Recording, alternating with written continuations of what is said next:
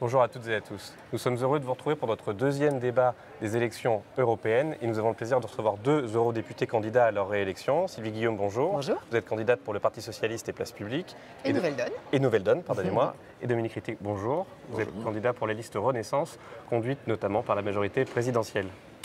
Bonjour, alors nous sommes ensemble pour 45 minutes. Nous allons aborder trois thèmes prioritaires pour les Français, qui sont l'emploi et les droits sociaux, l'immigration et enfin la lutte contre le changement climatique. Alors avant de commencer, on va vous accorder chacun une petite minute pour pitcher votre projet, nous dire en quoi votre programme est le meilleur dans cette campagne européenne et inciter les électeurs à voter pour vous. Donc, Madame Guillaume, lancez-vous une petite minute pour nous dire. Une petite minute pour rassembler des idées. Alors je dirais que nous faisons le constat que l'Union européenne reste un grand projet, inabouti, incomplet. Et donc nous avons envie à la fois de valoriser le travail qui s'est réalisé, mais aller plus loin dans tout ce qui dysfonctionne à l'heure actuelle et singulièrement cette option libérale qui a imprégné beaucoup des politiques menées ces 10 dernières années. Et donc nous avons envie de mettre en chapeau de notre action la lutte contre le changement climatique en considérant que l'Europe, ce continent, est la bonne taille pour aller en ce sens et que cette idée irrigue aussi beaucoup d'autres sujets. Vous avez parlé des questions de migration. Quand on pense par exemple aux migrations climatiques, évidemment il y a un lien. Et évidemment, troisième gros sujet pour nous, les questions sociales, puisqu'il n'y a pas d'avancée en Europe sans avancée sociale et qu'elle est singulièrement défaillante ces dernières années. Voilà, résumé ces trois grands sujets de travail dans notre programme. De l'Europe sociale. Monsieur Riquet, une minute. Oui, alors c'est difficile, hein, évidemment, c'est un exercice compliqué. La première chose pour nous, c'est que l'Europe, c'est toujours la bonne dimension de la mondialisation pour répondre à l'ensemble des problèmes qui agitent notre société. Dans les trois problèmes que vous avez choisis sont effectivement des problèmes centraux, pas les plus commodes, hein, que l'immigration, le climat et les droits sociaux. Bon, pour les droits sociaux, il nous semble qu'ils sont en France, et donc dans notre vision européenne, ils sont absolument indissolublement liés au progrès économique et au progrès tout court, et qu'effectivement, compte tenu des compétences de l'Europe, il faut que l'on monte notre niveau de souci sur le social en Europe, et pas se contenter d'être dans la performance économique. Sur le climatique, l'Europe, elle avance plutôt mieux que le reste, je dirais hélas, mieux que le reste de la planète, mais qu'il y a encore de très grands défis devant nous pour continuer à entraîner le mouvement. Et sur l'immigration, un sujet complexe, lié d'ailleurs au précédent, c'est bien de le dire Sylvie, et un sujet complexe dans lequel nous serions beaucoup plus forts si nous étions tous ensemble unis, entre guillemets, pour apporter des solutions qui sont à la fois humaines et supportables. Alors, commençons par les droits sociaux. Je reprends vous, Monsieur Riquet, monter le niveau de souci. Donc on va commencer ce thème avec vous. Également parce que vous avez été dans la membre de la commission des transports et que vous avez été impliqué sur le paquet routier, ce qu'on appelle le paquet routier. Donc il y a eu un grand affrontement entre notamment les pays de l'ouest de l'Europe et les pays de l'Est sur les conditions de travail des chauffeurs. Ça a été un peu le match retour de la fameuse révision de la directive des travailleurs détachés. Sur tous ces sujets, on a l'impression que l'Europe sociale elle a du mal à se lancer. Quelles sont vos propositions pour les 5 années à venir ? Je pense qu'on était dans le même camp avec Sylvie pour défendre... Sur ce sujet. Sur ce sujet, oui, bien entendu. Oui, donc pour défendre en fait et faire progresser les droits des travailleurs des transports, aussi bien d'ailleurs en termes de conditions de vie au travail que de conditions de vie familiale et de conditions de rémunération également. Bon. Ouais, je pense que là il y a un affrontement qui est brutal, qui est celui des pays qui désirent protéger leur compétitivité aux dépens de leurs travailleurs, quand même, il faut bien le dire. Bon. Et des pays qui désirent protéger leurs marchands et leurs marchés, pas toujours en faveur de leurs propres travailleurs. Moi, je pense qu'on voit très bien que l'unification des conditions sociales et des droits sociaux vers le haut, on ne peut pas être autrement, que cette unification, que cette harmonisation au profit des gens, secteurs qui travaillent, au profit des travailleurs, elle est aussi au profit du secteur lui-même. Et donc on voit bien que le social et l'économique sont intimement liés et que leur harmonisation, c'est une des conditions du progrès en Europe et de l'harmonisation européenne. Bon, nous allons détailler chacune vos propositions. Madame Guillaume, justement, la question sociale est au cœur du projet de votre parti. Alors, quelles sont les clés et les solutions pour une harmonisation vers le haut? Alors, je vais rebondir à nouveau sur ce que vient de dire Dominique, sur cette question de l'affrontement. Parce que c'est vrai que ces dernières années, ça a cristallisé autour de la directive sur le détachement des travailleurs. On s'est attaqué à quelque chose d'assez gigantesque et qui a généré peut-être une meilleure vision des différences et qui devrait nous permettre justement de prendre appui pour rebondir et avoir une meilleure vision harmonisatrice vers le haut. Finalement, c'était douloureux, mais ça va être, j'espère, salutaire pour nous pour réagir. Et peut-être faut-il commencer par des choses très concrètes, pas forcément très faciles à mettre en œuvre, mais très concrètes qui parlent comme solution, comme réponse à un certain nombre de besoins. Prenons par exemple la question du salaire. Il faudra s'affronter concrètement à l'harmonisation des salaires, du salaire minimum, en n'ayant pas cette espèce de vision un peu générique, en disant on va arriver avec notre façon française de voir les choses et boum, on va imposer notre façon de faire à tout le monde. Non, il faut regarder ce qui se passe dans les pays, mesurer, faire en sorte, là où il n'y en a pas, de mettre en œuvre un salaire minimum et travailler justement à cette convergence. On sait qu'on ne va pas harmoniser tout de suite des salaires minimums qui sont quelquefois qui sont 5 fois inférieurs ou supérieurs selon les pays. Donc, qu'il y ait une telle différence? Non, bien sûr que non. Mais par contre, que cette harmonisation se mette en route, oui, ça c'est tout à fait indispensable. Je pense qu'il y a un deuxième grand sujet sur lequel il faut que nous allions, c'est la lutte contre la pauvreté. Il n'est pas admissible dans l'Europe d'aujourd'hui d'avoir près de 100 millions de personnes, 80 millions mais sans doute un peu plus, qui sont près de la pauvreté ou sous le seuil de pauvreté selon le pays où on se place. Ça n'est pas acceptable, pour les familles, pour les travailleurs, pour les enfants. Donc il faut qu'on fasse face à cette situation et que nous prenions les mesures nécessaires. Quand on parle par exemple de la lutte contre la pauvreté des enfants, ça veut dire qu'on a un éventail d'actions sur l'éducation, sur le logement, autre sujet absolument fondamental sur lequel il faut que l'Union européenne aille. Donc on peut comme ça évoquer tous les volets qui permettent justement d'avoir un sens plus profond et plus dans la durée de lutte contre la pauvreté. Vous parliez du salaire minimum. Sur quelle base doit-on se référer? Parce qu'on écoute un pourcentage du salaire médian, du salaire moyen. Quelle est l'harmonisation? Quelle est votre position, Monsieur Riquet, pour La République En Marche? Oui, bon, d'abord, il faut défendre, nous défendons le principe qu'il y ait dans les 27 ou 28, on ne sait pas très bien comment il faut compter, dans l'ensemble des États membres pour qu'il y ait un salaire minimum. Pourquoi? Parce que c'est une base de progrès social. Il faut le prendre comme ça. Il ne faut pas le prendre comme un chiffre. Il faut le prendre comme une base, quelque chose à partir duquel on peut faire avancer effectivement le progrès social. Alors, moi, je pense que j'ai vu qu'il y avait des prises de position. Alors, il y a 50% du salaire médian, 60%, 75% du salaire médian, et pourquoi pas 120% du salaire médian. Mais ce que je veux dire, c'est quelque chose qui probablement doit être décidé à l'échelle ou à l'aune des pays et qui est aussi corrélé d'ailleurs le pourcentage à la hauteur du salaire médian. Mais il ne faut pas oublier aussi que c'est comparé à ce qu'on appellerait le niveau de vie de consommation.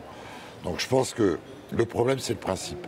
Et le problème deuxièmement c'est de la dynamique. C'est-à-dire qu'il faut s'arranger pour que si on a une base de 50 ou 60% du salaire médian, moi je rentre pas dans ce débat-là, mais en tout cas, ce qui est important, c'est cette dynamique. Et aussi, dernière chose, c'est ce qui est accroché au salaire médian en termes de droits sociaux. Parce que le salaire médian, si c'est le revenu brut tel que touché par le salarié, mais que je dirais que son accompagnement en droits sociaux est faible, il y a aussi donc une harmonisation des droits sociaux qui sont à côté.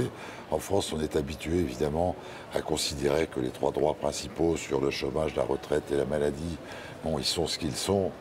Je pense qu'on a, on a probablement les critères et les niveaux les plus élevés au monde. Il faut aussi que ces problèmes-là soient traités en même temps que le salaire médian. Parce que j'entends toujours parler du salaire médian. Non, c'est salaire plus droit. Protection. Sylvie Guillaume, M. Riquet ne se mouille pas, si je puis dire, sur le montant. C'est un sujet secondaire, d'abord la base. Quelle est votre position? Oui, je suis assez d'accord sur la mécanique qui vient d'être expliquée. Nous, on règle les choses de façon assez rapide sur la question du chiffre, en disant 60% du salaire médian. Mais ça doit effectivement nous servir de support, comme je l'indiquais vis-à-vis de la lutte contre la pauvreté, pour avoir une vision un peu plus générale sur l'ensemble des droits. Quand on a parlé de directives sur le détachement des travailleurs, nous, on a essayé de mettre en exergue un principe qui nous apparaît comme assez fondamental, c'est-à-dire qu'un salaire, à lieu de travail égal, salaire égal. Il faut y ajouter maintenant, parce que c'est une étape sur laquelle aller, la question de l'accompagnement social qui va avec. Donc, pour nous, c'est une étape supplémentaire.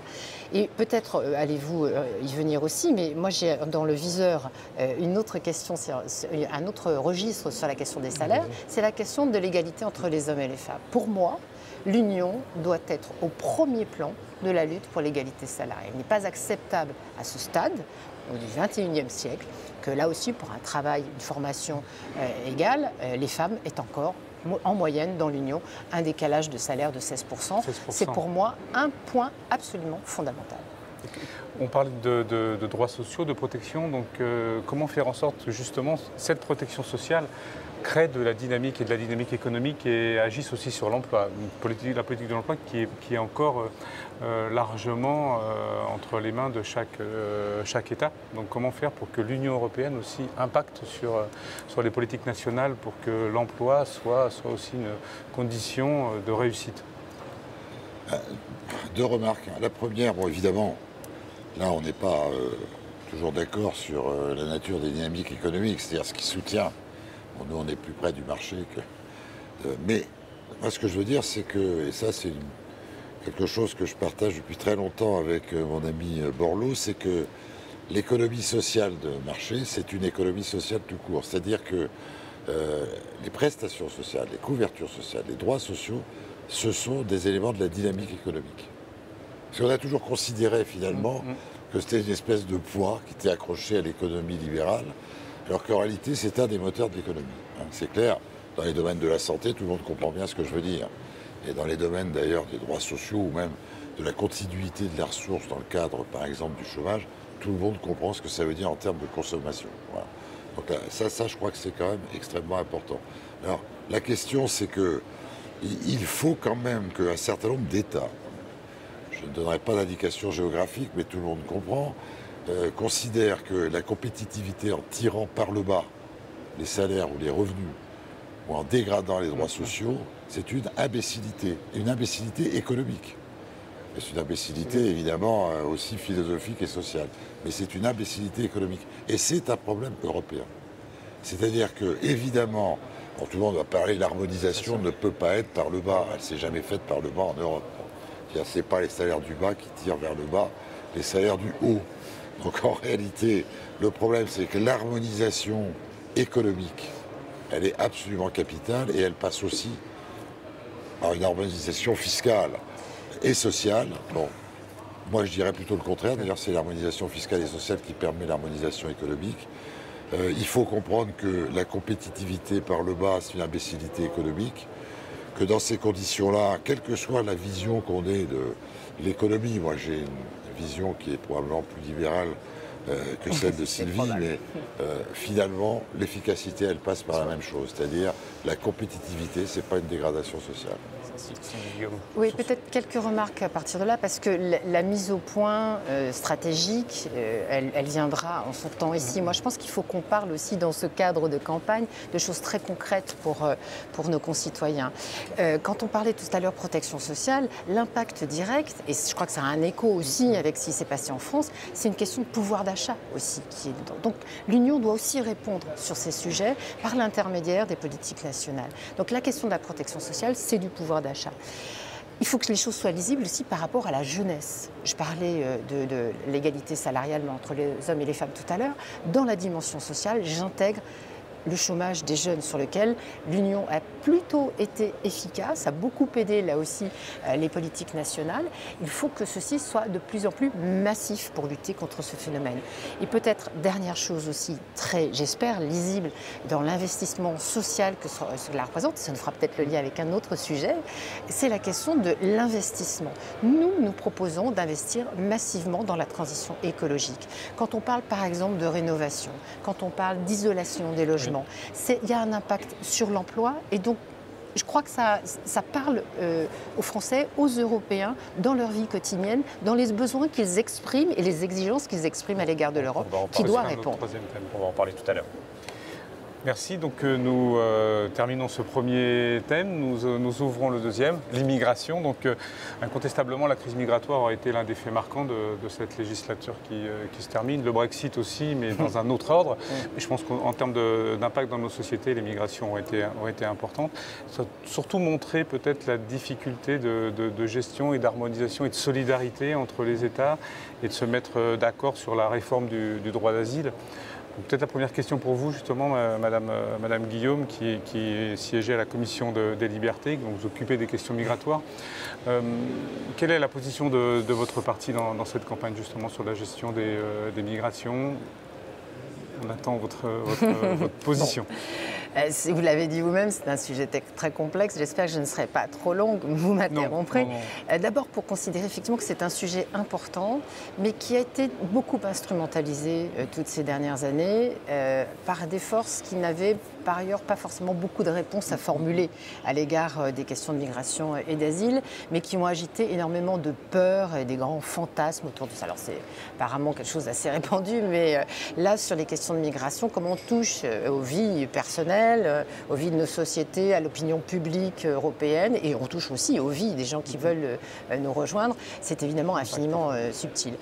De mon point de vue, il y a eu un tournant en 2015 avec la démonstration que l'Union européenne, qui était finalement dans une forme de routine, avec un nombre d'arrivées, somme toute absorbables, sans trop de problème, a été saisie par l'afflux massif d'un certain nombre de personnes et surtout la rapidité dans laquelle les choses se sont passées.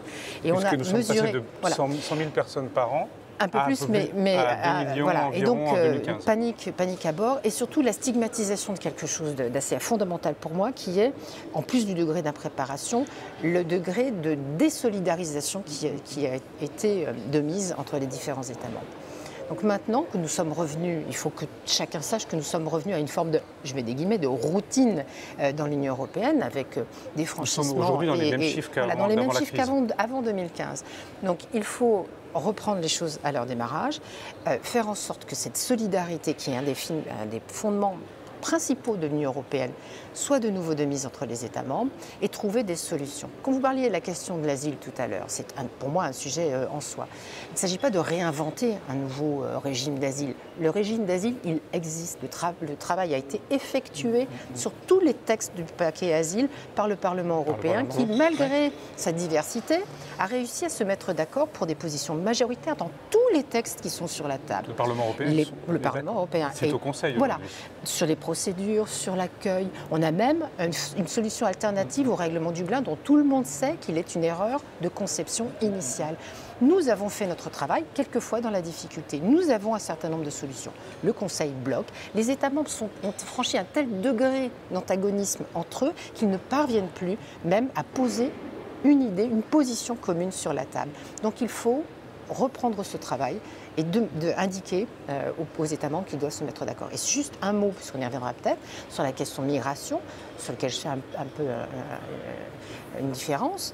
Je pense qu'il y a un sujet sur lequel il faut assumer de prendre position, c'est la question des voies légales. Il n'est pas possible de laisser les passeurs faire la loi. Plus il y a des voies irrégulières, moins il y a de voies légales, plus il y a de passeurs. Donc ça plaide pour des voies contrôlées, régulières de migration, qui cassent le marché des passeurs. Dominique Riquet, M. Guillaume a ouvert beaucoup de portes. Mais c'est très bien. Que lui répondez-vous? Et puis j'aimerais aussi vous entendre sur une phrase qu'a prononcée Nathalie Loiseau sur France 2 lors du grand débat, qui était que Schengen était en panne. Est-ce que vous pourriez nous décrypter cet élément de langage si vous le pouvez? Alors, quand vous dites le mot immigration, en quelque sorte, là, on change la dimension du discours politique. C'est-à-dire, on tombe dans le religieux presque. Parce que finalement, on a l'impression que là, les passions s'allument et on devient irrationnel. C'est la première chose. Moi, je souscris à ce qu'a dit Sylvie jusque-là. Moi, j'ai une vision qui est extrêmement simple sur les problèmes migratoires. La première chose, c'est que vous avez 3 types d'immigration. Il y a le droit d'asile, il y a l'immigration économique choisie et il y a l'immigration illégale. On est bien d'accord, je n'en vois pas d'autres catégories. Bon. En ce qui concerne l'asile, je rappelle que toutes les nations européennes, et bien au-delà, ont signé la charte de l'asile, qu'elles feraient bien, en tout cas pour celles qui ne le font pas, d'honorer leur signature. Parce que c'est quand même dingue de penser qu'il y a des gens qui considèrent que la signature de leur État, c'est juste un chiffon de papier. Et je pense que l'Europe s'honorerait de se rappeler de ce qui s'est passé à l'intérieur même de ses frontières avant le dernier conflit mondial, en ce qui concerne l'asile. Il y a quand même des millions de personnes qui ont été trappées dans des refus d'asile, qui ont été exterminées. Bon, il y a eu aussi de l'épuration ethnique après la guerre. Bon, tout ça, on l'a oublié. Bon, donc sur l'asile, il n'y a pas de problème, on doit honorer notre signature, il n'y a pas de débat. Et à ce titre d'ailleurs, il y a un petit problème qui n'est pas résolu, c'est celui de la liste des pays sûrs, sur lesquels il serait bien que l'ensemble des Européens se mettent d'accord, parce que sinon, ça devient la liste des mauvaises excuses. Alors, deuxièmement, vous avez la migration choisie. Je pense que c'est un problème, cette migration économique, qui se définit à l'échelle des bassins d'emploi. C'est des pays. Alors, bon, très bien. C'est une espèce d'accord entre les deux parties. Et là encore, elle ne me pose pas de problème. Puis l'immigration illégale, elle est illégale, comme le nom l'indique. Elle doit être contrôlée. Alors, ça met évidemment en difficulté les gens sur des problèmes de passeurs, de contrôle, de sécurité sur les axes de traversée, d'inégalité, entre guillemets, de pression migratoire. Tout ça parce que les Européens sont infoutus de s'entendre. Voilà. Et que chacun se renvoie la balle en considérant que les pays qui sont les plus exposés n'ont qu'à se débrouiller, mais que, entre guillemets, une fois qu'ils ont laissé venir un nombre de migrants qui est jugé excessif par les autres, eh bien, il faudrait fermer les frontières à l'intérieur de Schengen. Alors, votre question sur... C'était Schengen est en panne, Madame Loiseau. C'est déjà le cas, oui. Schengen est en panne parce qu'il est réinterprété ou réanimé, entre guillemets, dans le sens de la réactivation des frontières internes à la demande des États, ou, je dirais, au gré des États. Bon. Alors que manifestement, Schengen, ce n'est pas l'édification de frontières intérieures. C'est précisément la capacité de circuler. Donc on est en panne. Et aussi la capacité à renforcer les frontières extérieures aussi. Alors, bien entendu, voilà. Alors, non mais Schengen, c'est l'intérieur pour moi. Oui. Et l'extérieur doit être effectivement consolidé. Donc il est à la fois en panne parce que les frontières extérieures ne sont pas gérées à l'échelle européenne, et on a tort. Et deuxièmement, parce que à l'échelle intérieure, il y a la tentative, même plus que la tentative, de remettre les barrières intérieures. Donc finalement, on met des barrières où il ne faudrait pas, et on en manque là où il en faudrait peut-être. Pour autant, l'Union a bien renforcé et donné des moyens à Frontex. Oui, voilà, les frontières extérieures. Je ne suis pas trop d'accord avec ça. Alors, il y a une partie... Non, mais voilà, il faut un peu de controverse. Un peu de controverse. Il faut la controverse. Un peu moins feutré que jusqu'à présent. Non, mais vous partez du bon principe sur la question de intérieur-extérieur, mais ce n'est pas exactement ce qui se passe. Jusqu'à présent, ces dernières années, il y a un truc sur lequel tout le monde est à peu près d'accord dans les États membres, c'est le renforcement des frontières extérieures. Là, c'est presque pavlovien, d'une certaine manière. On parle frontières extérieures, renforcement, boum, tout le monde est d'accord. Donc, ça, là-dessus, je parle des États membres. Donc là, de ce point de vue-là, quand on projette Frontex en 10 ans a beaucoup augmenté, moi, je ne suis pas en train de jeter la pierre à Frontex, c'est pas le problème, c'est un outil, c'est pas la politique. Donc cessons la polémique là-dessus. Frontex fait son travail, mais avec des moyens qui ont été considérablement développés. Donc du côté de la protection des frontières extérieures, très franchement, il n'y a plus grand-chose à faire. Non, il n'y a plus grand-chose à faire. Dominique, je suis désolée, il y a un nombre de détections sur le franchissement des frontières extérieures qui est ridicule, qui est même en dessous de ce qui se passait avant 2015. Donc la question des frontières extérieures n'est pas un problème. En revanche, ce qui allait avec, c'est-à-dire la libre circulation. C'est là où Mme Loiseau est vraiment, à mon avis, dans l'erreur et suit un mauvais chemin.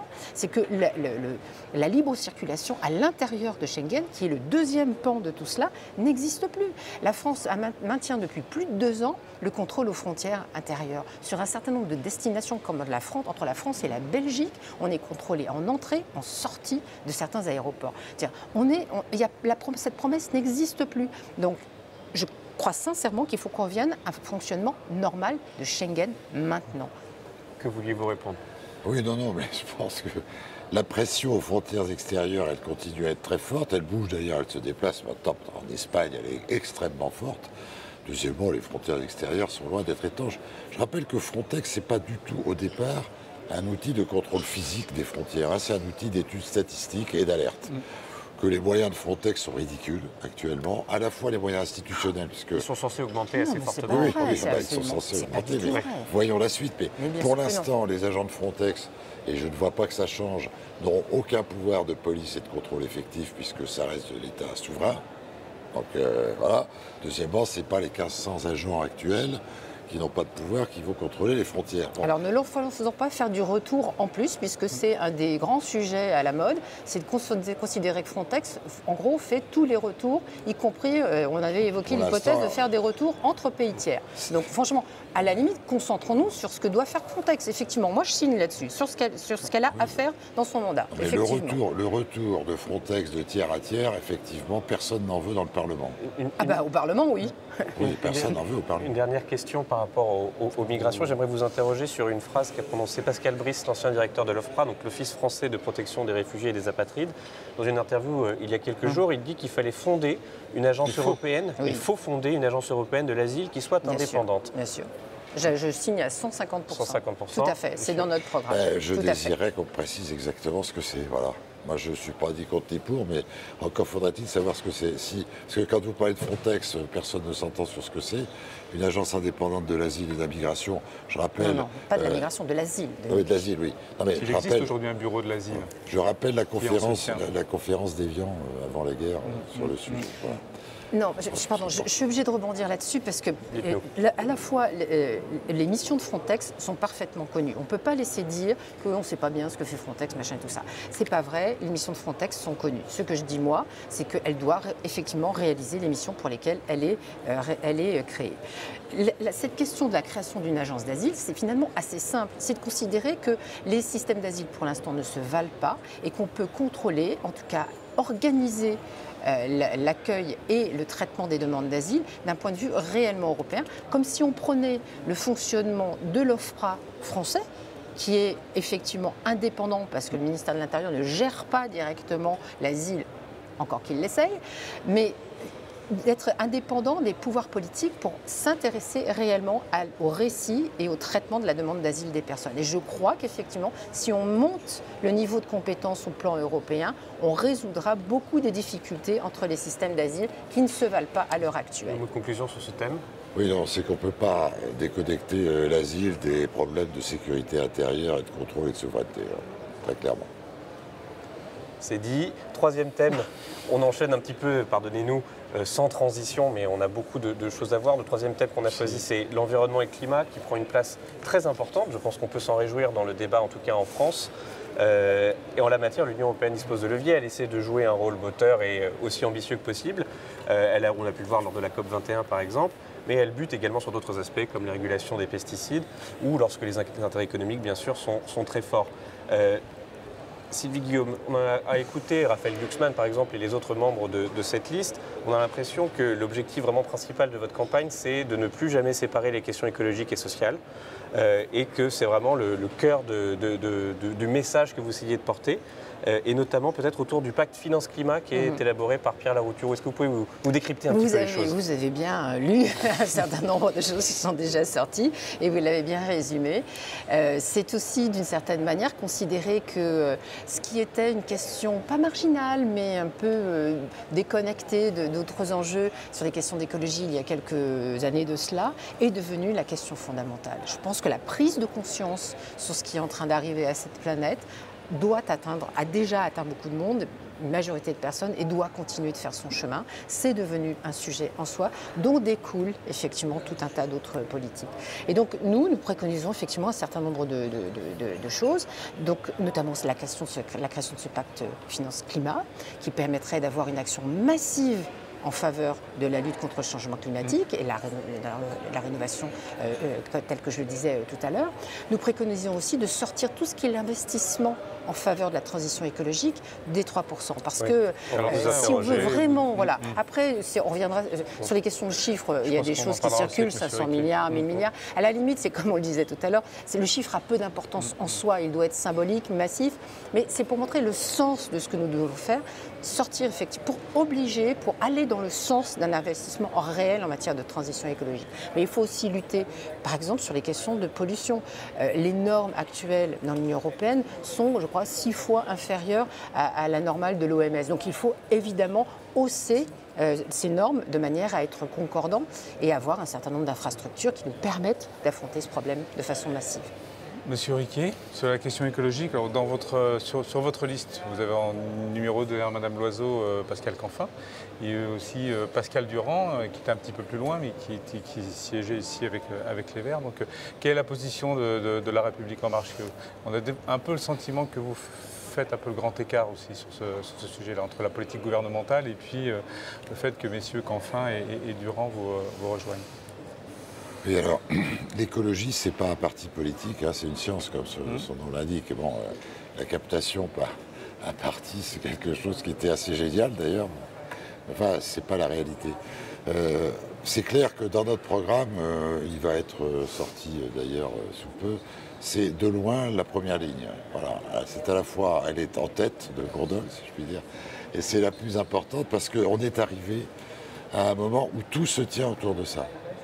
C'est-à-dire à la fois le danger pour la planète, mais les problèmes de développement économique, mais les problèmes de glissement, entre guillemets, énergétique, et les problèmes de santé humaine, et les problèmes de l'avenir, d'ailleurs, de notre civilisation. Peut-être même les problèmes d'immigration dont on parlait tout à l'heure, parce que les migrants climatiques sont de plus en plus nombreux et ils seront de plus en plus nombreux. 250 millions de personnes à l'échéance 2050. À côté desquels, peut-être d'ailleurs que les migrants, je dirais, en rapport avec les conflits, risquent de paraître peu nombreux.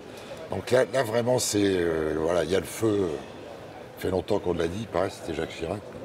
Donc pour nous, c'est vraiment le haut du panier. Je pense qu'on pourrait interpréter l'avenue d'un certain nombre de gens de sensibilité écologique dans cette liste, et pas seulement ceux qui ont une étiquette, mais d'autres aussi, comme une adhésion, entre guillemets, à un projet global plutôt qu'un débauchage. La question, c'est que nous devons mener en même temps une transition écologique et une transition économique. C'est-à-dire qu'on a une énorme dette écologique, mais on a aussi une très grosse dette économique. Et là, c'est un double défi qu'il faut arriver à gérer et qui est complexe. Je pense quand même qu'il faut rappeler que la transition écologique, ou la solution de la dette écologique, elle va demander de gros moyens économiques. Qu'il ne suffit pas de mettre en place ce que d'ailleurs l'Europe et le Parlement font, des normes, entre guillemets, visant à diminuer un certain nombre de problèmes dans les émissions, dans un certain nombre de produits, etc. Il faut encore trouver des solutions alternatives. Je prends l'exemple du glyphosate, c'est pas une provocation, mais on a vu que le glyphosate, outre la discussion sur sa dangerosité, qui n'est pas encore quand même un problème bien réglé, non, qui n'est pas un problème bien réglé. Moi, je suis médecin, je dis qu'il n'est pas réglé. Parce que j'ai lu les études. Et le principe de précaution, ça a peut-être une utilité, mais on va parler des pesticides dans une minute. Oui, l'abstraction faite de ça, tout le monde est d'accord pour dire qu'il faut éliminer le glyphosate, sauf qu'il n'y a pas de solution alternative et que ça pose des problèmes économiques. Non, mais, voilà, oui, non, pardon. Donc... Pour assurer cette transition, vous parlez tout à l'heure de pression économique. Quelle est votre position? Est-ce qu'il faut sortir, pour donner un petit coup de pouce en fait, un gros coup de pouce, est-ce qu'il faut sortir ces dépenses de la règle des 3% Moi, je me suis exprimé sur ce sujet. Attendez, moi, pour moi, c'est clair. Oui, c'est clair, mais moi, je ne vois pas très bien ce que ça veut dire comme question. La question, c'est que vous avez besoin de capitaux pour effectivement soutenir la transition écologique. Ces capitaux, ils sont où? Est-ce qu'ils sont dans une caisse qui s'appelle le déficit des 3% ou au-delà des 3%? Ou est-ce qu'ils sont dans l'économie réelle? Moi, je vais vous dire, cette mesure-là, sincèrement, je vais répondre, je m'en fous. Parce que c'est une question qui n'a absolument aucune importance. Vous avez actuellement 12 000 milliards, je prends cet exemple-là, d'euros en Europe qui sont tankés dans l'assurance. et avec lesquels, en raison d'un certain nombre de régulations financières, notamment Solvency II et compagnie, vous avez des fonds de garantie déposés qui vont immobiliser des milliers de milliards. Bon, ça c'est un vrai sujet. Comment vous dirigez le vrai argent qui est là et qui ne travaille pas vers la transition écologique? Et à ce titre-là, effectivement, comment je pense que l'idée d'une banque écologique est une bonne idée dans la mesure où elle doit s'accompagner d'outils financiers qui permettent de mettre sur la table l'argent nécessaire à la transition climatique. Le fait que vous changiez le curseur du déficit autorisé, est-ce que ça n'a jamais mobilisé un centime? Non, parce que ce déficit, de toute façon, il s'imputera aux finances publiques. Oui, alors, ça, c'est clair, que vous le désigniez dans le pacte, ici, c'est un symbole aussi. C'est un symbole, ça peut libérer. Oui, voilà, non, mais c'est un symbole. Voilà. Oui, mais la politique, c'est aussi, aussi les symboles, parce que ça donne le sens de tout cela. Quand on parle de pacte, finance, climat, ce ne sont pas juste des termes qui sont accolés les uns aux autres, c'est pour arriver à faire prendre conscience de la nécessité et de l'urgence. Donc poser des choses sur la table. Quand on parle de Airbus, du renouvelable, c'est utiliser là aussi un symbole de ce qui fait le sens commun, parce que Airbus a été une magnifique aventure européenne sur un sujet en particulier. Voilà, donc la politique, c'est aussi les symboles, c'est le sens qu'on donne aux mots. Et je pense que cette question des 3%, qui est parfaitement symbolique, qui a été hystérisée souvent, est aussi... hystérisée. Oui, mais Justement, il faut lui donner du contenu, et nous, on considère que lui donner un contenu, c'est cette question de la transition écologique, va dans le bon sens. Je crois qu'il y a une différence entre nous quand même, il y en a quelques-unes, mais très bien. C'est que, moi je parle en termes de finance, je suis un pragmatique. Bon, les symboles c'est bien, mais en réalité, je pense qu'on a un vrai besoin de prendre en compte le fait que cette transition écologique est une transition aussi économique, et que c'est une transition financière, que les moyens sont là, entre guillemets, pas un problème de symbole. Simplement, c'est qu'une fois qu'on a pris conscience que, et là on est d'accord, cette transition écologique, elle est nécessaire rapidement et qu'elle va demander beaucoup de moyens, il faut les mobiliser. Et les mobiliser, c'est pas symbolique, c'est de l'ingénierie financière.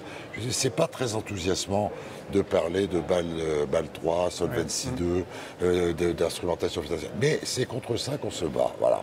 Et on a besoin de mobiliser ces ressources-là, effectivement, au service de l'écologie. C'est vrai que l'écologie, c'est souvent quelque chose qui peut apparaître comme peut désincarner des problèmes de l'ingénierie financière. Non, on a besoin d'investir pour les énergies renouvelables. On a besoin d'investir pour bannir les énergies fossiles. On a besoin d'améliorer les performances énergétiques des mobiles et des véhicules. Et pour ça, ça va exiger une transformation de l'outil industriel. Ça va exiger que 12 millions d'ouvriers qui sont dans l'automobile passent à 8 millions.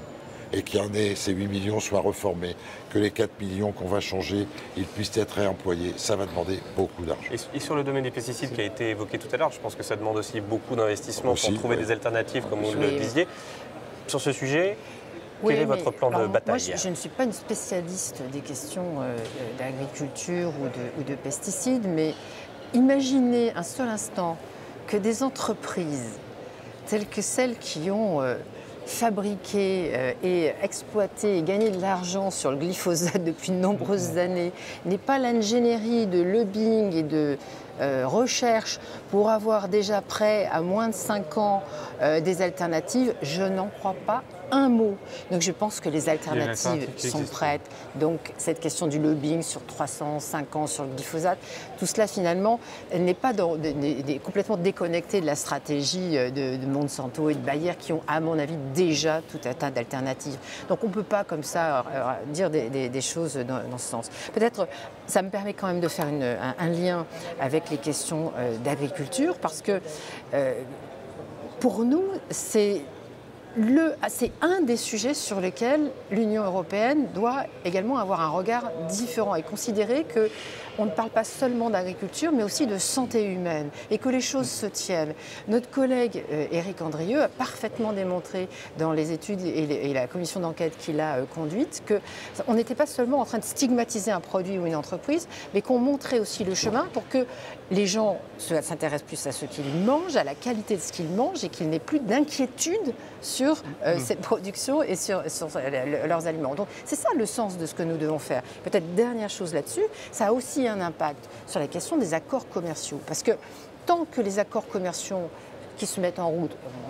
On reprend en ce moment les discussions sur l'accord commercial avec les USA, alors que le Parlement a été parfaitement clair sur ce sujet et sur quelque chose de très simple, qui est de dire si la discussion ne prend pas en compte les enjeux et les principes de respect des normes sociales et environnementales de la COP21 par exemple, cette discussion va aller nulle part. Donc à ton prix, les prérequis pour entrer dans cette discussion, de manière à respecter cela. Pour l'instant, je n'ai aucune certitude là-dessus.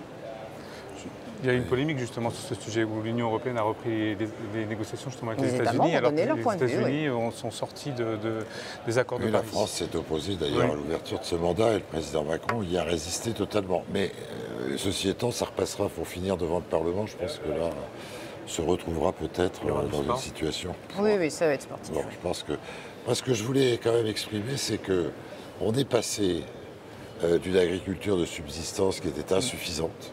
Il faut se souvenir que la PAC, c'était au départ l'autosuffisance alimentaire. On est passé de la faim, entre guillemets, à une productivité qui a été multipliée par 35 en ce qui concerne l'alimentation humaine en Europe.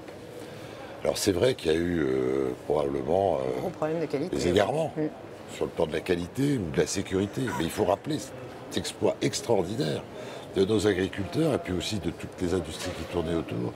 Et qui a été que maintenant notre souci, ça n'est pas de savoir si on va manger assez, c'est de savoir si on va manger de manière saine, voire même de manière profitable à la santé. Voilà.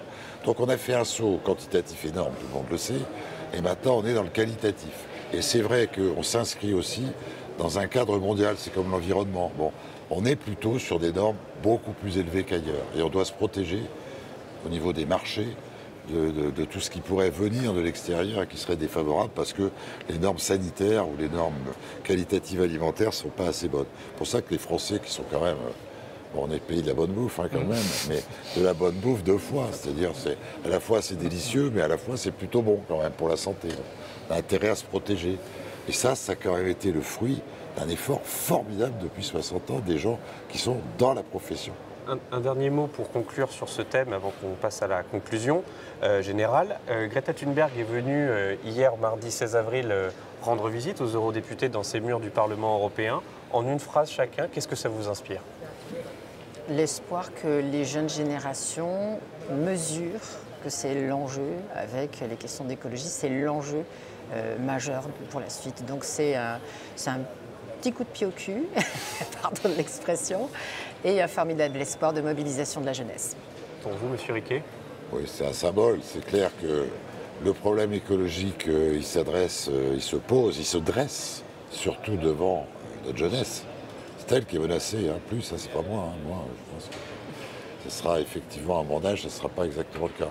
Donc finalement, elle est par son extrême jeunesse, elle est aussi par la simplicité des propos qu'elle pose. Bon, des fois même simpliste, mais en tout cas, la simplicité, la rigueur, la rudesse des propos, elle pose le problème comme il doit être posé pour cette génération. C'est un symbole, finalement. Ce qui met aussi l'Union européenne devant ses responsabilités dans la lutte pour le changement climatique, puisque les citoyens sont tous assez d'accord pour dire que c'est au niveau de l'Union que l'action plus forte doit se faire. Sur les questions d'agriculture, c'est manifeste. Il faut revenir à une agriculture qui soit vivrière, de proximité, et non plus productiviste comme c'était le cas auparavant, évidemment.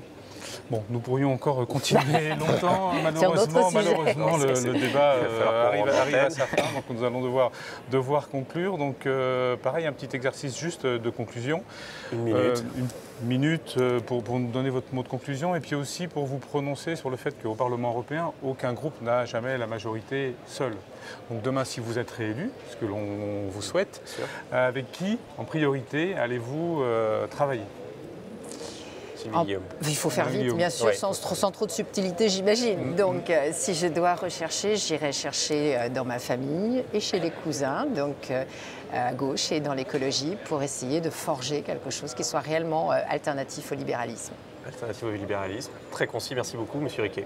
Bien, nous irons chercher partout où sont les pro-européens. Voilà, notre souci, notre but, c'est de faire avancer l'Europe, progresser l'Europe. Je pense il restera une majorité de pro-européens, c'est avec eux que nous avançons. Je vous remercie beaucoup. Merci pour ces échanges très intéressants. Pour tout savoir, tout comprendre sur les élections européennes, un seul site, le nôtre, www.touteleurope.eu. À très vite.